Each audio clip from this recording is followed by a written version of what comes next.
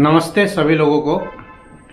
आज ये जो वीडियो बन रही है इसमें मैं बात करने जा रहा हूँ अपने गुजरात ट्रिप के एक्सपेंसेस की। एक्चुअली ट्रिप्स तो हम लोग बहुत सारी करते हैं और लोगों की काफ़ी डिमांड भी रहती है कि ट्रिप पे टोटल क्या खर्चा हुआ एक बार डिटेल में शेयर कीजिए। वैसे तो हर वीडियो के लास्ट में मैं दे देता हूँ कि कितना टोल लगा, कितना डीजल लगा, फिर भी एक ओवरऑल एक्सपेंस का आइडिया मैं दे देता हूँ। जो लोग भी गुजरात जाना चाहते हैं एनसीआर से तो उनको एक आइडिया लग जाएगा कि अगर आप कार से घूमने जाएं तो द्वारका और सोमनाथ दर्शन करके आने में ओवरऑल क्या एस्टिमेट आएगा। तो स्टार्ट करते हैं पहले कि रूट क्या था हमारा और क्या टोल लगा, क्या डीजल लगा। तो हम लोग निकले थे नोएडा से और नोएडा से करीब 1150 किलोमीटर डिस्टेंस है राजकोट का।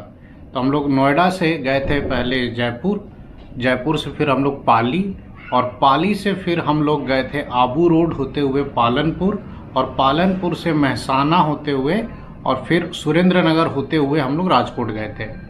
हालांकि बेहतर ये होता कि पालनपुर से हम लोग अहमदाबाद चले जाते और लिम्बडी होके जाते, वो रूट ज़्यादा बेटर था। फिर भी ये रूट भी कुछ ख़राब नहीं था और इस डिस्टेंस को हमने 27 घंटे में पूरा किया था और मैंने सारा कुछ लिख लिया है। इसमें हमारा डीजल लगा था 5200 का और उसके बाद टोल लगा था 1140 रुपये का और फिर राजकोट में जिस होटल में हम लोग रुके थे वहाँ 2000 लगा था एक दिन का नाइट स्टे का। तो ये तो हुआ राजकोट तक का। फिर अगले दिन हम लोग राजकोट से सोमनाथ गए थे करीब 200 किलोमीटर, उसमें टोल था 250 रुपीज़, डीजल लगा था 900 का और सोमनाथ में जो हमने होटल लिया था वो हमें पड़ा था 1500 का। नेक्स्ट डे हम लोग सोमनाथ से द्वारका गए थे, वो डिस्टेंस करीब 240 किलोमीटर है और उसमें हमारा टोल लगा था 410 रुपये का और डीजल लगा था 1100 का। और द्वारका में हमने जो होटल लिया था कच्ची पैलेस करके था, ये द्वारका टेम्पल के बगल में ही था, बढ़िया होटल था। वो 1700 में हमें ट्रिपल बेडेड रूम मिला था। फिर द्वारका से नेक्स्ट डे हम लोग निकले थे वापस नोएडा के लिए। तो फर्स्ट डे हमने 620 या 25 किलोमीटर कवर किया था और द्वारका से आबू रोड आए थे। द्वारका से हम लोग चले थे तो पहले हम लोग जामनगर आए, फिर जामनगर से मोरबी वही जहाँ भी हाल में ही हादसा हुआ है, और मोरबी से फिर हम लोग राधनपुर होते हुए पालनपुर होते हुए आबू रोड आए थे। तो ये 620 किलोमीटर हमने करीब 11 साढ़े 11 घंटे में कवर किया था। 11 नहीं 12 घंटे लग गए थे और टोल लगा था इसमें 375 किलोमीटर, डीजल लगा था 2700 रुपये का और होटल लिया था जो हमने वो हाईवे पे एक सिंपल सा होटल ले लिया था। हाईवे पे आपको बहुत सारे ऐसे होटल्स मिल जाएंगे, होटल राजहंस करके, वो पड़ा था हमें 1600 का। फिर नेक्स्ट डे मॉर्निंग में हम लोग आबू रोड से निकले और रात में नोएडा पहुंचे और रूट वही था पाली और जयपुर होते हुए। ये रूट बहुत पूरा बढ़िया था, बस जयपुर से जो दिल्ली वाला स्ट्रेच है ना वो रोड सालों भर थोड़ा बहुत डिस्टर्ब रहता है और ट्रैफिक भी ओवरऑल मतलब अच्छा खासा रहता है उस हाईवे पे। लेकिन जयपुर से पहले का जो रूट है ना वो बहुत अच्छा है। आबू रोड से ये जो नोएडा का डिस्टेंस है वो करीब 750 किलोमीटर है। इसमें जो टोल लगा वो 1100 का लगा और डीजल लगा 3500 का। तो ये तो वह तोड़ के मैंने बता दिया। ओवरऑल अब मैं बताता हूँ टोटल सब कुछ ऐड करके कितना लगा। तो हमारा जो टोटल फ्यूल कॉस्ट है जिसमें मेजरली जो है 97 to 98% तो हाईवे पे ही है और जो है 20 से 40 किलोमीटर जो हम लोग द्वारका, सोमनाथ और राजकोट में इधर उधर चले, इसमें हमारा टोटल फ्यूल का कॉस्ट आया है 14,400। कार जो है मेरे पास वो क्रेटा है, क्रेटा की जो माइलेज है वो 20 प्लस आती है हाईवे पे, 21 से 22 तक भी आ जाता है और सिटीज़ में भी 15 to 17 तो दे देती है। तो 14,400 हो गया डीजल। टोल थोड़ा महंगा लगा, टोल लगाया हमें 3275 रुपये का, 3275। और इस राउंड ट्रिप में जो टोटल हमने डिस्टेंस कवर किया है वो है 3100। टोल कहीं इससे ज़्यादा और होता लेकिन गुजरात में हमें ना टोल नहीं देना पड़ा। खास करके जब हम लोग लौट रहे थे द्वारका से आबू रोड की तरफ तो गुजरात में मुझे लगता है कहीं टोल नहीं देना पड़ा था। 3100 किलोमीटर में अप्रॉक्सीमेटली 3300 का टोल, तो आप 1 रुपये 10 पैसे पर किलोमीटर पकड़ के चलो। उसके बाद जो होटल है हम लोग 4 जगह रुके थे, 4 जगह नाइट स्टे किए थे और मेरा एक बेसिक फंडा है कि होटल कभी भी मैं 2000 प्लस नहीं जाता हूँ क्योंकि हम लोग बजट ट्रैवलर है, बहुत घूमना होता है। अगर महंगे महंगे होटलों में रुकने लगे तो फिर बड़ा मुश्किल हो जाएगा ट्रैवल करना। बजट देख संभाल के, बजट देख के चलना पड़ता है। कहीं 1500 का होटल लेते हैं, कहीं 1700 का, मैक्स टू मैक्स 2000 के ऊपर तभी जाते हैं जब कोई अर्जेंसी हो या होटल वाकई में बहुत बढ़िया हो। 4 स्टार 5 स्टार होटल्स में भी कितनी बार रुके हैं, लेकिन 3000 से 4000 के रेट में। एनीवे, इस बार जो हमारे होटल का खर्चा आया वो आया 6800।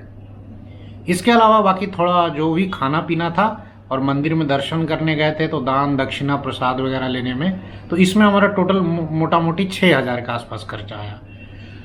तो fuel plus toll plus hotel और प्लस फूड एंड मिसलेनियस, अगर सब कुछ मैं ऐड कर रहा हूँ तो ये टोटल मेरा आ रहा है बिल 30,475, 30,475 रुपये में 3100 किलोमीटर की road trip 4 family members car में 6 दिन में करके आ गए। अब बात करते हैं कि अगर आप इसको कंपेयर करेंगे तो फ्लाइट से तो बिल्कुल मत कंपेयर कीजिए। दिल्ली से अगर हम अहमदाबाद जाते 4 लोग फ्लाइट से और फिर अहमदाबाद से दिल्ली आते तो इतने में ही हमारा आई थिंक कि 30,000 से ज़्यादा लग जाता 4 लोगों का। तो फ्लाइट से तो कंपेयर कर ही नहीं सकते।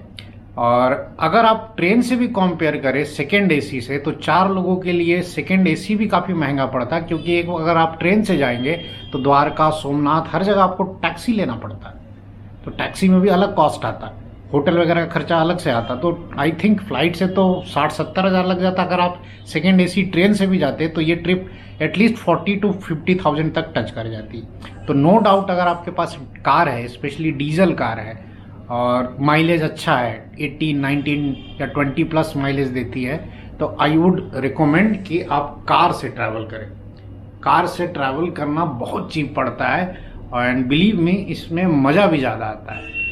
चाहे कि ट्रेन में या फ्लाइट में आप point A to point B जाते हैं, लेकिन कार में तो क्या है कि जब आप ए पॉइंट से बी जा रहे हैं तो रास्ते में CDEFGH भी आता है। आप हर जगह रुक सकते हैं, जहाँ का जो अच्छा लगा वहाँ का खा सकते हैं। और मेरे वीडियोज़ अगर आप देखते तो आपको आइडिया लग गया होगा कि हम लोग बहुत बड़े फूडी हैं। कहीं भी हम लोग जाते हैं तो उससे पहले गूगल पे पूरा रिसर्च करके जाते हैं कि उस पर्टिकुलर सिटी में हमें क्या क्या अच्छा मिल सकता है खाने को, कौन कौन से फूड जॉइंट्स वहाँ के जो है वो फेमस है। तो वही हमने पता किया था राजकोट में भी, सोमनाथ में भी, द्वारका में भी और वीडियो में सब दिखाया भी है हमने, पूरे डिटेल में सब कुछ दिखाया कि कहाँ हमने क्या खाया और क्या कॉस्ट वगैरह था। बहुत लोगों ने पूछा था तो मैंने सोचा कि एक वीडियो बना के पूरा डिटेल दे देता हूँ। तो ओवरऑल आप पकड़ के चलिए 31,000 में 4 लोग गुजरात घूम करके आ गए 6 दिन में। एक क्वेश्चन और है, एक छोटा सा और मैं बता देता हूँ। बहुत लोग जो हैं ये भी जानना चाहते हैं कि आप BPCL के जो कोको पंप से डीजल लेते हैं, पहली बात तो क्यों लेते हैं और आपको पता कैसे चलता है कि ये BPCL का कोको पंप है। तो क्यों लेते हैं, उसका रीज़न ये है कि जो BPCL के कोको पंप होते हैं, कंपनी ओन्ड कंपनी ऑपरेटेड, यहाँ से जो फ्यूल मिलता है ना उसकी क्वालिटी और क्वांटिटी दोनों सही होती है।